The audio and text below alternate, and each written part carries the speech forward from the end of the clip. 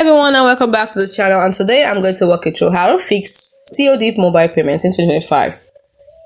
So the first thing you need to do is to verify your payment information. So always double check that the payment details you entered are accurate and match information on your card and your Google Pay or Apple Pay store account.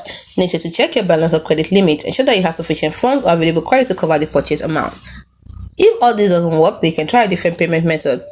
Because if the current payment method is failing, try using an alternative card like PayPal or other available options. You might need to add a new payment method in your Google Pay, Google Play or App Store settings. Then you can also check internet connection, because a poor or unstable internet connection can sometimes interrupt the payment process. Make sure you have a stable Wi-Fi or cellular data connection. Then you can also choose to restart the game. Close the COD, that's Call of Duty mobile app, completely and then restart it. Sometimes this can resolve temporary glitches. Then if you're using an Android phone, simply clear the cache.